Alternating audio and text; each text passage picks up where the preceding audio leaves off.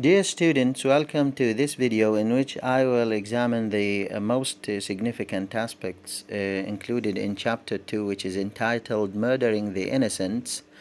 But before that, let me remind you of something very important with regard to chapter 1, which is entitled The One Thing Needful. As I said earlier, the chapter is very important for certain reasons.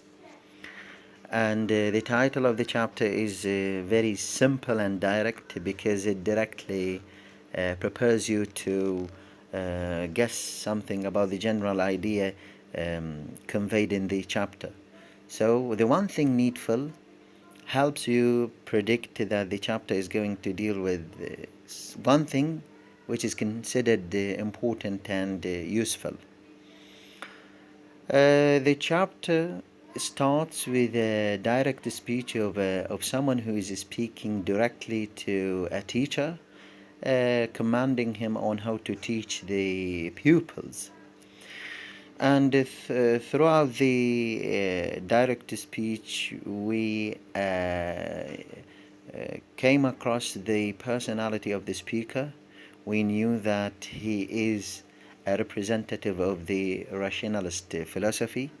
This philosophy, which is based on the belief in the validity of facts and which rejects anything else. So, this philosophy had its impact on the speaker's understanding of the human nature. The speaker in the first paragraph, which is who is later named as Mr. Gradgrind, believes that human beings are just bodies. They don't have spiritual sides.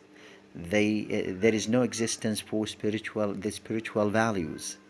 There is no validity or importance for feelings, emotions, imagination, and anything which is abstract. Man is only viewed as a concrete mass of um, of facts, of something to be treated and understood in a scientific way. So, because of his overemphasis on the philosophy of facts, Mr. Gradgrind viewed the human beings as machines, as bodies only. He does not believe in the human nature as being a balanced mixture of body and soul.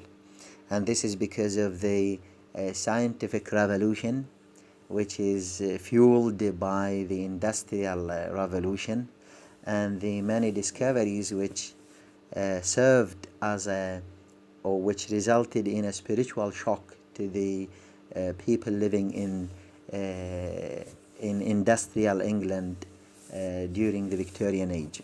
So because of this emphasis on rationalism, on intellectuality, on scientism, on materiality, many people like Mr. Gradgrind started to lose their faith in the spiritual side, in the existence and the validity of the spiritual side. And we will trace the negative consequences of such new notions of human nature. As I said in one of the one of the previous videos, before the full fruition of the Industrial Revolution and before the rise of scientism and the technological advances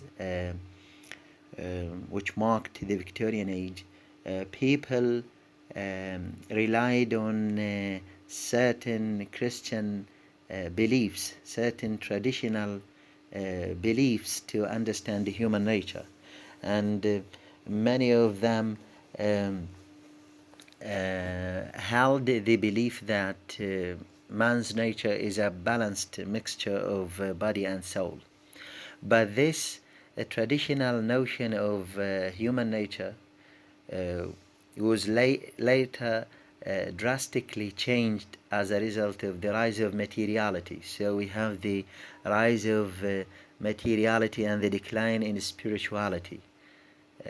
This is because, as I said earlier, this is because of the negative impact of science, the economic expansion in the Victorian age, as well as the scientific advancement. And one of the shaping factors for this new understanding of human nature, for this mechanized understanding of human nature, is the ideas expressed by Darwin in his work, especially in his book on origin of the species, in which he stated that man is not created by God, by a divine being, but rather he is an evolutionary product descending from the apes. So, in this way, people in the Victorian age suffered a spiritual shock, because they were confused by these ideas, the ideas which deny the existence of God, and which deny the existence of good and evil, moral values, heaven and hell, God and Satan. All these traditional ideas were drastically changed or eliminated as a result of these new ideas expressed by the British biologist whose name is Charles Darwin. So we have a man directing or commanding the teacher to deal with the pupil according to his rationalist understanding of the human nature. This new understanding, this new notion of the human nature, which emerged after the ideas of Charles Darwin.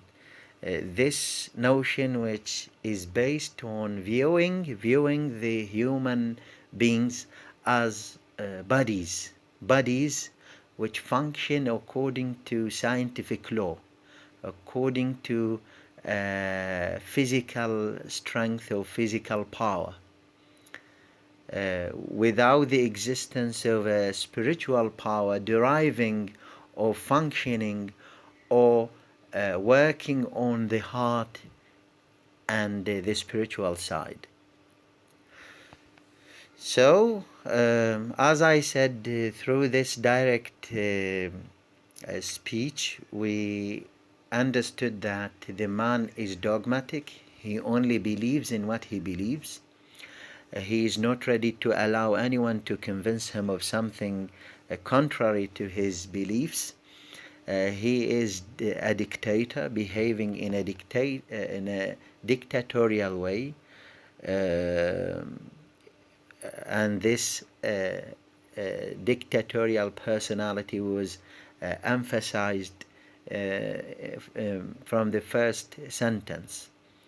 We imagine that we are listening to someone who wants to impose his own will. He wants other people to submit to his will and to obey him and to do nothing against his wishes or against his beliefs. So it seems from the first paragraph that we will have ideas related to the system of education adopted during the Victorian age, and we will examine the consequences or the impact of this system of education in order to understand the writer's personal opinion regarding such kind of education. In the second paragraph, we have a description of the setting of the classroom, and I said the setting was dominated by lifelessness, colorlessness, boredom, fear, and lack of freedom, oppression. We have oppression because the pupils are forced to lose the innocence, the spontaneity, the spirituality, and to behave and to think according to the will of the rationalists represented by Mr. Gradgrind and the school teacher. The third or the last paragraph shows how the representative of the rationalist philosophy, who is Mr. Gradgrind, is viewing the pupils. He considers them as empty vessels to be filled with facts. So it means that he does not view them or consider them as complete human beings made up of both fancy and fact, imagination and reason, intellect and emotions, materiality and spirituality, body and soul. This notion is rejected by Mr. Gradgrind. The pupils have only bodies, minds, and the heart is just a physical organ functioning scientifically, physically, bodily. It has existence with regard to the role it plays in helping the body live and grow. And it has no other responsibility or no other significance other than this. Thank you very much. This is for chapter 1. In the next video, I'm going to start with chapter 2, which is entitled Murdering the Innocents.